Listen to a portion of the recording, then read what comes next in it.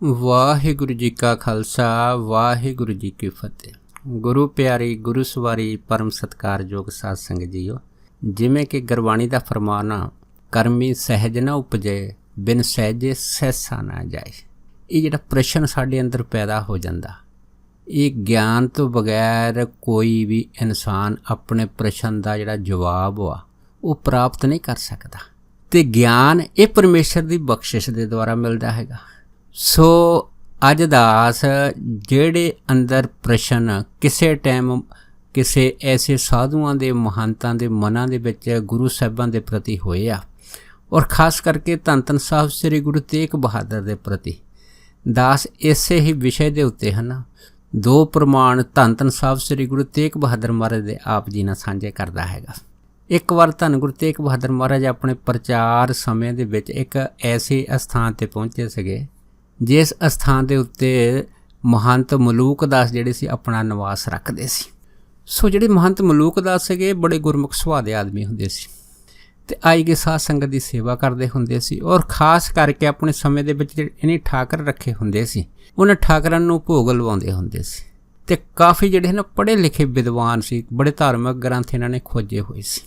ਅਤੇ ਜਦੋਂ ਧੰਨ ਧੰਨ ਸਾਹਿਬ ਸ੍ਰੀ ਗੁਰੂ ਤੇਗ ਬਹਾਦਰ ਮਹਾਰਾਜ ਇਹਨਾਂ ਦੇ ਇਲਾਕੇ ਦੇ ਵਿੱਚ ਆਏ ਪ੍ਰਚਾਰ ਫੇਰੀ ਦੇ ਵਿੱਚ, ਅਤੇ ਮਹੰਤ ਮਲੂਕ ਦਾਸ ਉਹਨਾਂ ਨੇ ਗੁਰੂ ਤੇਗ ਬਹਾਦਰ ਮਹਾਰਾਜ ਦੀ ਬੜੀ ਉਪਮਾ ਸੁਣੀ, ਬਹੁਤ ਵਡਿਆਈ ਸੁਣੀ। ਮਨ ਵਿੱਚ ਵਿਚਾਰ ਕੀਤੀ ਕਿ ਬਹੁਤ ਸੰਗਤ ਆਉਂਦੀ ਆ ਅਤੇ ਹੁਣ ਸਾਡੇ ਬਿਲਕੁਲ ਨਜ਼ਦੀਕ ਸਾਡੇ ਇਲਾਕੇ 'ਚ ਪਹੁੰਚੇ ਆ, ਕਿਉਂ ਨਾ ਹੋਵੇ ਵੀ ਮੈਂ ਵੀ ਇਹਨਾਂ ਦੇ ਦਰਸ਼ਨ ਕਰਾਂ। ਇਹ ਸੋਚ ਕੇ ਤਾਂ ਫਿਰ ਮਹੰਤ ਮਲੂਕ ਦਾਸ ਦੇ ਜਿਹੜੇ ਸੀਗੇ ਉਹ ਅਗਲੇ ਦਿਨ ਸਾਹਿਬ ਗੁਰੂ ਤੇਗ ਬਹਾਦਰ ਮਹਾਰਾਜ ਦੇ ਦਰਸ਼ਨ ਕਰਨ ਲਈ ਘਰੋਂ ਨਿਕਲ ਗਏ। ਜਦ ਘਰੋਂ ਗਏ ਤਾਂ ਉਹਨੇ ਇੱਕ ਅਜਬ ਕੌਤਕ ਗੁਰੂ ਤੇਗ ਬਹਾਦਰ ਮਹਾਰਾਜ ਦਾ ਦੇਖਿਆ। ਉਹ ਕੀ ਸੀ, ਗੁਰੂ ਤੇਗ ਬਹਾਦਰ ਮਹਾਰਾਜ ਜਿਹੜੇ ਸੀਗੇ ਉਹ ਉਸ ਟਾਈਮ ਸ਼ਿਕਾਰ ਖੇਡਣ ਜਾਂਦੇ ਹੁੰਦੇ ਸੀ ਜੰਗਲਾਂ ਦੇ ਵਿੱਚ। ਜਦ ਉਹ ਸ਼ਿਕਾਰ ਖੇਡ ਕੇ ਆ ਰਹੇ ਸੀ, ਹੁਣ ਹੱਥਾਂ ਦੇ ਵਿੱਚ ਜਿੰਨੇ ਵੀ ਜਿਹੜੇ ਜਾਨਵਰ ਜਿਨ੍ਹਾਂ ਦਾ ਆਧਾਰ ਗੁਰੂ ਤੇਗ ਬਹਾਦਰ ਮਹਾਰਾਜ ਨੇ ਆਪਣੇ ਕਰ ਕਮਲਾਂ ਦੇ ਨਾਲ ਕੀਤਾ ਸੀਗਾ, ਅਤੇ ਇਹੋ ਜਿਹੜੇ ਮਰੇ ਜਾਨਵਰ ਸੀਗੇ ਹੱਥਾਂ ਦੇ ਵਿੱਚ ਫੜੇ ਹੋਏ ਹੋਰ ਸਿੰਘਾਂ ਦੇ ਨਾਲ, ਜਿਸ ਨੂੰ ਦੇਖ ਕੇ ਨਾ ਮਹੰਤ ਮਲੂਕ ਦਾਸ ਦੇ ਅੰਦਰ ਇੱਕ ਪ੍ਰਸ਼ਨ ਖੜਾ ਹੋ ਗਿਆ। ਪ੍ਰਸ਼ਨ ਇਹ ਖੜਾ ਹੋਇਆ ਕਿ ਮੈਂ ਇੱਕ ਵੈਸ਼ਨੋ ਸਾਧ ਹੈਗਾ, ਅਤੇ ਗੁਰੂ ਤੇਗ ਬਹਾਦਰ ਮਹਾਰਾਜ ਦੀ ਉਪਮਾ ਤਾਂ ਮੈਂ ਬਹੁਤ ਜ਼ਿਆਦਾ ਸੁਣੀ ਆ, ਪਰ ਅੱਜ ਇਹਨਾਂ ਦਾ ਜਿਹੜਾ ਕਰਮ ਆ ਕਿ ਜੀਵਾਂ ਦੇ ਉੱਤੇ ਜਿਹੜੀ ਜੀਵ ਹੱਤਿਆ ਕਰਨੀ ਆ, ਇਹ ਜਾਨਵਰ ਜਿਹੜੇ ਜੰਗਲਾਂ 'ਚੋਂ ਜਿਹੜੇ ਮਾਰ ਕੇ ਲਿਆਉਣੇ ਆ, ਅਤੇ ਇਹਨਾਂ ਦੇ ਜਿਹੜੇ ਜਿੰਨੇ ਵੀ ਸਿੱਖ ਹੈਗੇ ਆ ਇਹ ਵੀ ਸਭ ਜਿਹੜੇ ਇਸ ਤਰ੍ਹਾਂ ਸ਼ਿਕਾਰ ਖੇਡਦੇ ਆ, ਅਤੇ ਇਹ ਕੰਮ ਕਿਸੇ ਸਾਧੂ ਵਾਸਤੇ ਚੰਗਾ ਨਹੀਂ ਹੈਗਾ। ਜੋ ਇਸ ਤਰ੍ਹਾਂ ਦੀ ਵਿਚਾਰ ਮਹੰਤ ਮਲੂਕ ਦਾਸ ਦੇ ਮਨ ਦੇ ਵਿੱਚ ਆਈ, ਅਤੇ ਕਿੱਥੇ ਉਹ ਦਰਸ਼ਨ ਦੀ ਮੰਗ ਵਾਸਤੇ ਆਏ ਸੀ ਗੁਰੂ ਤੇਗ ਬਹਾਦਰ ਮਹਾਰਾਜ ਦੀ। ਅਤੇ ਜਦੋਂ ਇਹਦੀ ਜਿਹੜੀ ਝਲਕ ਸੀ ਜਦ ਦੇਖੀ, ਤਾਂ ਬਾਹਰਲੀਆਂ ਅੱਖਾਂ ਜਿਹੜੀਆਂ ਸੀਗੀਆਂ ਮਲੂਕ ਦਾਸ ਨੂੰ ਜਿਹੜੀਆਂ ਧੋਖਾ ਦੇ ਗਈਆਂ, ਅਤੇ ਇਸ ਮਹੰਤ ਮਲੂਕ ਦਾਸ ਵਾਪਸ ਹੀ ਆਪਣੇ ਆਸ਼ਰਮ ਦੇ ਵਿੱਚ ਆ ਗਏ ਬਿਨਾਂ ਦਰਸ਼ਨ ਕੀਤਿਆਂ ਤੋਂ। ਜਦ ਆਸ਼ਰਮ 'ਚ ਆਏ, ਹੁਣ ਮਨ ਦੇ ਵਿੱਚ ਧਿਆਨ ਸੀਗਾ ਕਿ ਗੁਰੂ ਤੇਗ ਬਹਾਦਰ ਮਹਾਰਾਜ ਦੀ ਉਪਮਾ ਤਾਂ ਬੜੀ ਸੋਹਣੀ ਆ ਕਿ ਬਾਬੇ ਨਾਨਕ ਦੀ ਗੱਦੀ ਦੇ ਉੱਤੇ 9ਵੇਂ ਪਾਤਸ਼ਾਹ ਬੈਠੇ ਆ, ਪਰ ਇਹਨਾਂ ਦਾ ਜਿਹੜਾ ਕਰਮ ਹੈਗਾ, ਇਹ ਕਰਮ ਜਿਹੜਾ ਜੀਵ ਹੱਤਿਆ ਖਾਸ ਕਰਕੇ ਹੈ, ਇਹ ਸਾਨੂੰ ਪਸੰਦ ਨਹੀਂ ਆਈ। ਕਿਉਂਕਿ ਜਿੰਨੇ ਵੀ ਸਾਧ ਜਾਂ ਮਹਾਂਪੁਰਖ ਹੁੰਦੇ ਆ ਉਹ ਇਹਨਾਂ ਚੀਜ਼ਾਂ ਤੋਂ ਬੜੇ ਨਿਰਲੇਪ ਰਹਿੰਦੇ ਆ, ਪਰ ਇਹਨਾਂ ਦਾ ਇੱਕ ਨਵਾਂ ਹੀ ਕਰਿਸ਼ਮਾ ਦੇਖਿਆ ਹੈਗਾ। ਇਸ ਤਰ੍ਹਾਂ ਮਹੰਤ ਮਲੂਕ ਦਾਸ ਜਿਹੜੀ ਸੀ ਉਹ ਸਾਰੀ ਰਾਤ ਸੋਚਦੇ ਇਸ ਗੱਲ ਨੂੰ ਜਿਹੜੇ ਸੀਗੇ ਉਹ ਆਪਣੇ ਬਿਸਤਰੇ ਦੇ ਉੱਤੇ ਲੰਮੇ ਪੈ ਗਏ ਅਤੇ ਸੌਂ ਗਏ। ਜਦ ਦਿਨ ਚੜ੍ਹਿਆ, ਮਲੂਕ ਦਾਸ ਆਪਣੇ ਨੇਮ ਦੇ ਅਨੁਸਾਰ ਉੱਠ ਕੇ ਇਸ਼ਨਾਨ ਪਾਣੀ ਕੀਤਾ। ਇਸ਼ਨਾਨ ਪਾਣੀ ਕਰਕੇ ਠਾਕਰਾਂ ਨੂੰ ਇਸ਼ਨਾਨ ਕਰਾਇਆ, ਨਵੇਂ ਬਸਤਰ ਜਿਹੜੇ ਉਹ ਮੂਰਤੀਆਂ ਨਹੀਂ ਰੱਖੀਆਂ ਸੀ ਉਹਨਾਂ ਨੂੰ ਨਵੇਂ ਬਸਤਰ ਵੀ ਪਹਿਨਾਏ, ਹੋਰ ਧੂਪ ਵਗੈਰਾ ਸਾਰੀਆਂ ਚੀਜ਼ਾਂ ਰੱਖੀਆਂ। ਫਿਰ ਆਪ ਪਹਿਲਾਂ ਜਦੋਂ ਖਾਣਾ ਛਕਦੇ ਹੁੰਦੇ ਸੀ ਪਹਿਲਾਂ ਭੋਗ ਲਵਾਉਂਦੇ ਹੁੰਦੇ ਸੀ। ਫਿਰ ਇਸ ਤਰ੍ਹਾਂ ਆਪ ਜਿਹੜਾ ਸੀਗਾ ਦਾਲ ਸਬਜ਼ੀ ਅਤੇ ਰੋਟੀ ਪ੍ਰਸ਼ਾਦਾ ਸਾਰਾ ਤਿਆਰ ਕਰਕੇ ਥਾਲ ਦੇ ਵਿੱਚ ਨਿਤਨੇਮ ਦੀ ਕਿਰਿਆ ਦੇ ਅਨੁਸਾਰ ਜਦ ਥਾਲ ਉੱਤੇ ਕੱਪੜਾ ਦੇ ਕੇ ਠਾਕਰਾਂ ਨੂੰ ਭੋਗ ਲਵਾਉਣ ਲੱਗੇ, ਅਤੇ ਆਪ ਜਿਹੜੇ ਸੀ ਜਿਵੇਂ ਪਹਿਲਾਂ ਕਰਦੇ ਹੁੰਦੇ ਉਸੇ ਤਰ੍ਹਾਂ ਜਿਹੜਾ ਸੀ ਥਾਲ ਰੱਖ ਕੇ ਜਿਹੜੇ ਸੀਗੇ ਉਹ ਠਾਕਰਾਂ ਦੇ ਮੋਹਰੇ ਜਿਹੜੇ ਸੀ ਬੜੇ ਅਦਬ ਤਰੀਕੇ ਨਾਲ ਖੜ੍ਹ ਗਏ। ਜਦ ਖੜ੍ਹ ਗਏ ਅਤੇ ਇਸੇ ਹੀ ਕਿਰਿਆ ਨੂੰ ਪੂਰਾ ਕਰਕੇ ਜਦ ਥਾਲ ਚੱਕਿਆ ਅਤੇ ਮਨ 'ਚ ਗਏ ਇਹੋ ਪਹਿਲੇ ਵਾਂਗੂ ਵੀ ਠਾਕਰਾਂ ਨੇ ਜਿਹੜਾ ਭੋਗ ਲਵਾ ਲਿਆ। ਜਦ ਫਿਰ ਥਾਲ ਚੱਕ ਕੇ ਵਾਪਸ ਆ ਗਏ। ਹੁਣ ਇਹ ਮਹੰਤ ਮਲੂਕ ਦਾਸ ਜਿਹੜੇ ਸੀ ਇਸ ਤਰ੍ਹਾਂ ਰੋਜ਼ ਜਿਹੜਾ ਸੀਗਾ ਉਹ ਪ੍ਰਸ਼ਾਦੇ ਪਾਣੀ ਦਾ ਭੋਗ ਠਾਕਰਾਂ ਨੂੰ ਲਵਾਉਂਦੇ ਹੁੰਦੇ ਸੀ, ਅਤੇ ਜਿਹੜਾ ਬਾਕੀ ਸੀਤ ਪ੍ਰਸ਼ਾਦ ਜਿਹੜਾ ਹੈ ਭੋਗ ਤੋਂ ਬਾਅਦ ਜਿਹੜਾ ਹੁੰਦਾ ਉਹ ਆਪ ਬਾਅਦ ਛਕਦੇ ਹੁੰਦੇ ਸੀ। ਪਰ ਉਹੀ ਥਾਲ ਜਦ ਆਪ ਚੌਂਕੜਾ ਲਾ ਕੇ ਕੱਪੜਾ ਲਾ ਕੇ ਸੀਤ ਪ੍ਰਸ਼ਾਦ ਜਦ ਛਕਣ ਲੱਗੇ, ਜਦ ਕੀ ਦੇਖਿਆ ਤੇ ਸਾਰੀ ਜਿਹੜੀ ਚੀਜ਼ ਸੀ ਉਸ ਥਾਲ ਦੇ ਵਿੱਚ ਜਿੰਨਾ ਵੀ ਭੋਜਨ ਪਿਆ ਸੀ ਹੈ ਨਾ, ਉਹ ਸਾਰਾ ਭੋਜਨ ਜਿਹੜਾ ਸੀਗਾ ਇੱਕ ਉਹ ਮੀਟ ਦੀ ਸ਼ਕਲ ਦੇ ਵਿੱਚ ਬਦਲ ਗਿਆ। ਜਦ ਦੇਖਿਆ ਜਿੱਥੇ ਦਾਲ ਸੀ ਉੱਥੇ ਵੀ ਜਿਹੜਾ ਸੀਗਾ ਉਹ ਗੋਸ਼ਤ ਸੀਗਾ, ਜਿੱਥੇ ਸਬਜ਼ੀ ਉੱਥੇ ਵੀ, ਅਤੇ ਜਿੱਥੇ ਬਾਕੀ ਹੋਰ ਸਮਾਨ ਸੀਗਾ ਉੱਥੇ ਵੀ ਇਹ ਸਾਰੀ ਚੀਜ਼ ਜਿਹੜੀ ਸੀ ਪਈ ਸੀਗੀ।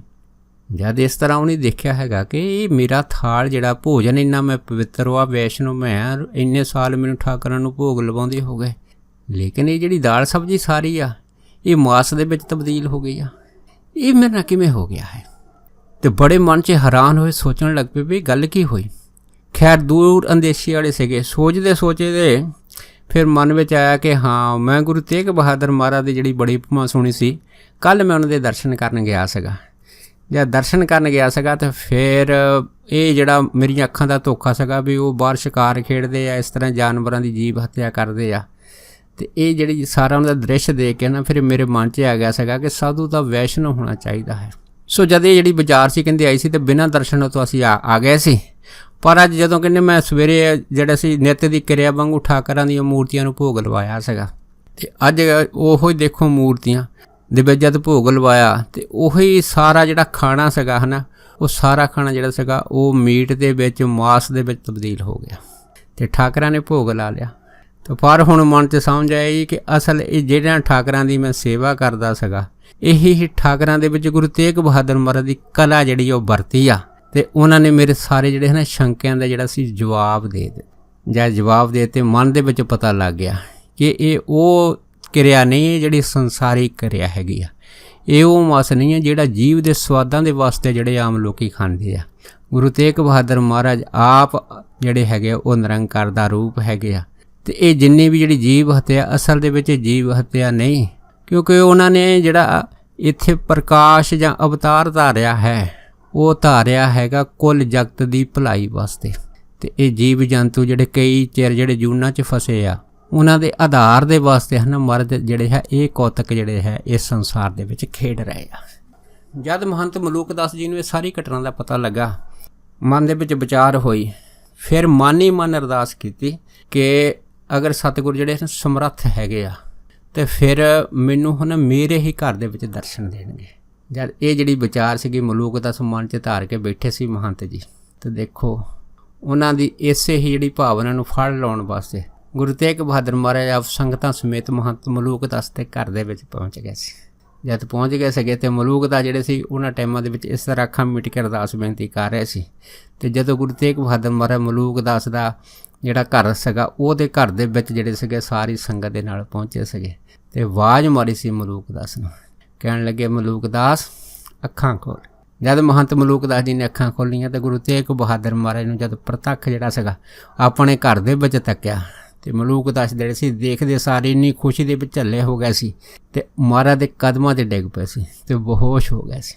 ਅਤੇ ਉਸ ਤੋਂ ਬਾਅਦ ਫਿਰ ਗੁਰੂ ਤੇਗ ਬਹਾਦਰ ਮਹਾਰਾਜ ਨੇ ਮਲੂਕ ਦਾਸ ਨੂੰ ਸੁਰਤ 'ਚ ਲਿਆਉਣ ਦੇ ਵਿੱਚ ਥਾਪੀ ਜਿਹੜੀ ਸੀ ਉਹਨਾਂ ਦੇ ਕੰਡ 'ਤੇ ਦੇ ਕੇ ਕਿਹਾ ਸੀ, ਕਹਿੰਦੇ ਮਲੂਕ ਦਾਸ ਤੂੰ ਨਿਹਾਲ ਨਿਹਾਲ ਨਿਹਾਲ। ਦੇਖੋ ਦਰਸ਼ਨਾਂ ਦਾ ਐਡਾ ਹੀ ਫਲ ਹੈਗਾ। ਪਤਾ ਲੱਗ ਗਿਆ ਕਿ ਗੁਰੂ ਨਾਨਕ ਸਾਹਿਬ ਮਹਾਰਾਜ ਨੇ ਹਰੇਕ ਜਾਮੇ ਦੇ ਵਿੱਚ ਆ ਕੇ ਜਿਹੜੇ ਹੈ ਉਹ ਨਵੇਂ ਹੀ ਕੌਤਕ ਕਰਕੇ ਇਸ ਸੰਸਾਰ ਨੂੰ ਤਾਰਿਆ ਹੈਗਾ, ਅਤੇ ਉਹਦੇ ਵਿੱਚ ਫਿਰ ਮਹੰਤ ਮਲੂਕ ਦਾਸ ਜਿਹੜੇ ਸੀਗੇ ਉਹਨਾਂ ਦੇ ਸ਼ੰਕੇ ਨਿਵਰਤ ਕਰਕੇ ਜਿਹੜੇ ਸੀ ਗੁਰੂ ਫਿਰ ਤੇਗ ਬਹਾਦਰ ਮਹਾਰਾਜ ਉੱਥੋਂ ਚੱਲਦੇ ਹੋਏ। ਸੋ ਇੱਕ ਦੂਸਰਾ ਜਿਹੜੀ ਸਾਖੀ ਉਹਨਾਂ ਦੇ ਜੀਵਨ ਦੇ ਵਿੱਚ ਆਉਂਦੀ ਆ ਧੰਨ ਧੰਨ ਗੁਰੂ ਤੇਗ ਬਹਾਦਰ ਮਹਾਰਾਜ, ਉਹ ਇਹ ਆ ਕਿ ਜਦੋਂ ਗੁਰੂ ਤੇਗ ਬਹਾਦਰ ਮਹਾਰਾਜ ਅਨੰਦਪੁਰ ਸਾਹਿਬ ਨਗਰ ਵਸਾ ਰਹੇ ਸੀ, ਉਹਨਾਂ ਟਾਈਮਾਂ ਦੇ ਵਿੱਚ ਜਿੰਨੇ ਵੀ ਜਿਹੜੇ ਘਰ ਜਾਂ ਜੋ ਵੀ ਚੀਜ਼ ਬਣਾਈ ਗਈ ਸੀ ਬੜੇ ਨਕਸ਼ੇ ਬਣ ਕੇ ਬੜੇ ਸੋਹਣੇ ਅਤੇ ਸੁਚੱਜੇ ਤਰੀਕੇ ਦੇ ਨਾਲ ਜਿਹੜੀ ਸੀ ਗੁਰੂ ਤੇਗ ਬਹਾਦਰ ਮਹਾਰਾਜ ਨੇ ਇਸ ਨਗਰ ਦੀ ਉਸਾਰੀ ਆਰੰਭੀ ਸੀ। ਜਦ ਉਸਾਰੀ ਆਰੰਭੀ ਬਹੁਤ ਸਾਰੇ ਕਾਰੀਗਰ ਇਹ ਸਾਰੇ ਭਾਰਤ ਵਰਸ਼ ਦੇ ਵਿੱਚੋਂ ਮਨਾਏ ਗਏ, ਅਤੇ ਸੋਹਣੇ ਸੋਹਣੇ ਜਿਹੜੇ ਮਕਾਨ ਜਿਹੜੇ ਸੀਗੇ ਉਹ ਸੰਗਤਾਂ ਵਾਸਤੇ ਇੱਥੇ ਸਾਰੇ ਗਏ, ਅਤੇ ਇਹਨਾਂ ਵਿੱਚ ਮੀਨਾਕਾਰੀ ਔਰ ਖ਼ਾਸ ਕਰਕੇ ਲੱਕੜ ਦੇ ਕੰਮਾਂ ਦੇ ਵਿੱਚ ਬਹੁਤ ਸੋਹਣੇ ਸੋਹਣੇ ਜਿਹੜੇ ਡਿਜ਼ਾਇਨ ਸੀਗੇ ਘਰਾਂ ਦੇ ਬਣਾਏ ਗਏ। ਜਦ ਇਸ ਤਰ੍ਹਾਂ ਦਾ ਕੰਮ ਜਿਹੜਾ ਸੀਗਾ ਪੂਰੇ ਜ਼ੋਰਾਂ ਨਾਲ ਅਨੰਦਪੁਰ ਸਾਹਿਬ ਦੀ ਧਰਤੀ 'ਚ ਹੋਣ ਲੱਗਾ, ਉਸ ਤੋਂ ਬਾਅਦ ਹੈ ਨਾ ਕੋਈ ਸਾਧੂ ਜਿਹੜਾ ਸੀਗਾ ਵਿਚਰਦਾ ਹੋਇਆ ਗੁਰੂ ਤੇਗ ਬਹਾਦਰ ਮਹਾਰਾਜ ਦੀ ਉਪਮਾ ਸੁਣ ਕੇ ਅਨੰਦਪੁਰ ਸਾਹਿਬ ਪਹੁੰਚਿਆ। ਜਦ ਪਹੁੰਚਾ ਅਤੇ ਉਹਨੇ ਜਦ ਅਨੰਦਪੁਰ ਸਾਹਿਬ ਦੀ ਇਹ ਜਿਹੜੀ ਸਾਰੀ ਚੱਲ ਰਹੀ ਮੀਨਾਕਾਰੀ ਜਾਂ ਭਵਨ ਨਿਰਵਾਣ ਦਾ ਕੰਮ ਦੇਖਿਆ, ਮਨ ਵਿੱਚ ਸੋਚਣ ਲੱਗਾ ਵੀ ਬਾਬੇ ਨਾਨਕ ਦੀ ਗੱਦੀ ਹੈਗੀ ਆ, ਤੇ ਬਾਬੇ ਨਾਨਕ ਦੀ ਗੱਦੀ ਦੇ ਉੱਤੇ ਜਿਹੜੇ ਇਹ 9ਵੇਂ ਪਾਤਸ਼ਾਹ ਬੈਠੇ ਆ। ਪਰ ਅਗਰ ਉਹ ਬਾਬੇ ਨਾਨਕ ਦੀ ਗੱਦੀ ਦੇ ਵਿੱਚ ਅਗਰ ਉਹ ਸਾਧ ਹੈਗੇ ਆ, ਅਗਰ ਉਹ ਵਿਰਾਗੀ ਹੈਗੇ ਆ, ਫਿਰ ਉਹਨਾਂ ਨੂੰ ਇਹੋ ਜਿਹੇ ਮਕਾਨ ਬਣਾਉਣ ਦੀ ਕੀ ਲੋੜ ਹੈਗੀ ਆ। ਅਤੇ ਸਾਧੂ ਨੂੰ ਤਾਂ ਇਹਨਾਂ ਸਾਰੀਆਂ ਚੀਜ਼ਾਂ ਤੋਂ ਨਿਰਲੇਪ ਹੋਣਾ ਚਾਹੀਦਾ ਹੈਗਾ। ਇਹ ਮਕਾਨ ਬਣਾਉਣੇ, ਘੋੜੇ ਰੱਖਣੇ, ਫਿਰ ਸਿੰਘਾਂ ਨੂੰ ਜਿਹੜੇ ਹੈ ਉਹ ਅਸਤਰ ਸ਼ਾਸਤਰ ਸਿਖਾਉਣੇ, ਇਹ ਜਿਹੜੀਆਂ ਹੈ ਨਾ ਸਾਰੀਆਂ ਗੱਲਾਂ ਸੀਗੀਆਂ ਉਹ ਮਹੰਤ ਦੇ ਮਨ ਦੇ ਵਿੱਚ ਇੱਕ ਸ਼ੰਕੇ ਵਾਂਗੂ ਜਿਹੜੀਆਂ ਸੀਗੀਆਂ ਉਹ ਘਰ ਕਰ ਗਈਆਂ। ਜਦ ਘਰ ਗਈਆਂ ਉਹ ਫਿਰ ਸਾਧੂ ਇਸ ਅਨੰਦਪੁਰ ਸਾਹਿਬ ਦੀ ਇਹ ਸਾਰੀ ਜਿਹੜੀ ਮੀਨਾਕਾਰੀ ਸੀ ਇਹਨੂੰ ਦੇਖ ਕੇ ਹੈ ਨਾ ਫਿਰ ਗੁਰੂ ਤੇਗ ਬਹਾਦਰ ਮਹਾਰਾਜ ਦੇ ਦਰਸ਼ਨਾਂ ਵਾਸਤੇ ਨਹੀਂ ਗਿਆ, ਬਾਹਰ ਬੈਠ ਗਿਆ।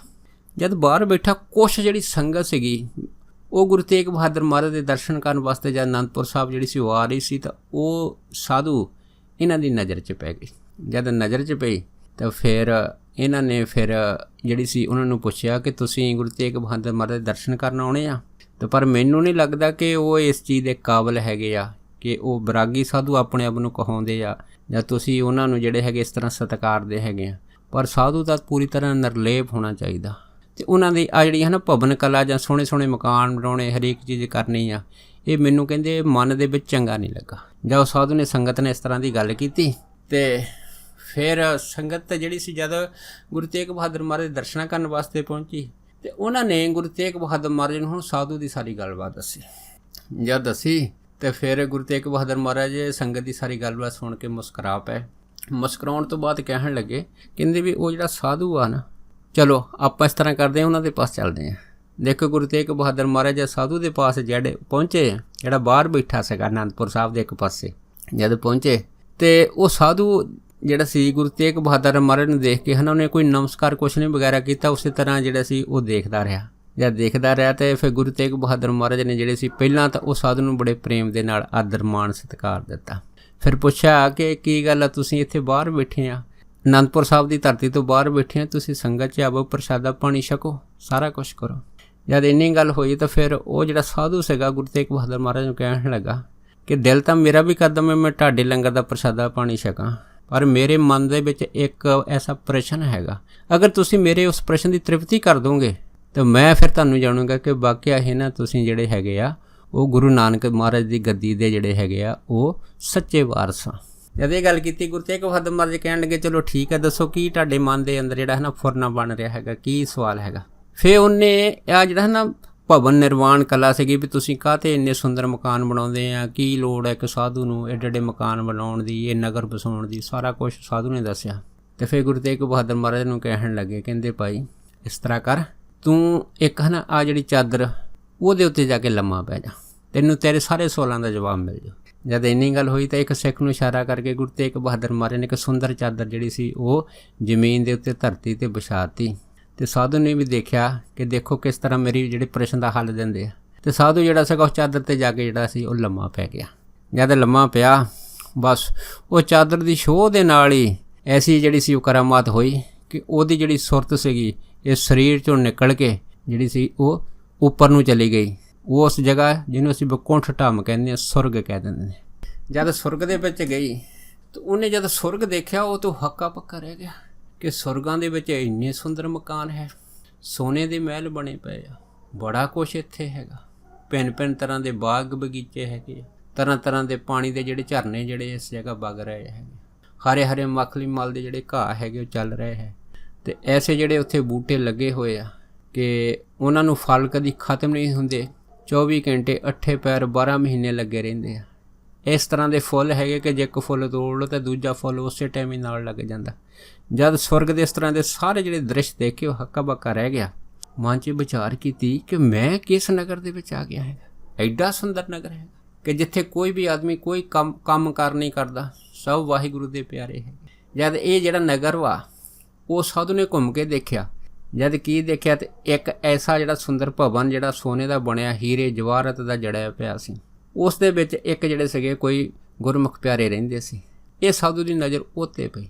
ਮਨ 'ਚ ਵਿਚਾਰ ਕੀਤੀ ਕਿ ਹੋਵੇ ਨਾ ਇਸ ਗੁਰਮੁਖ ਪਿਆਰੇ ਨੂੰ ਪੁੱਛਾਂ ਕਿ ਤੁਹਾਨੂੰ ਕਿੰਨਾ ਚਿਰ ਹੋ ਗਿਆ ਇਸ ਨਗਰ ਦੇ ਵਿੱਚ ਰਹਿੰਦਿਆਂ, ਅਤੇ ਇਹ ਜਿਹੜੀ ਸਾਰੀ ਚੀਜ਼ ਤੁਹਾਨੂੰ ਕਿਵੇਂ ਪ੍ਰਾਪਤ ਹੋਈ ਆ।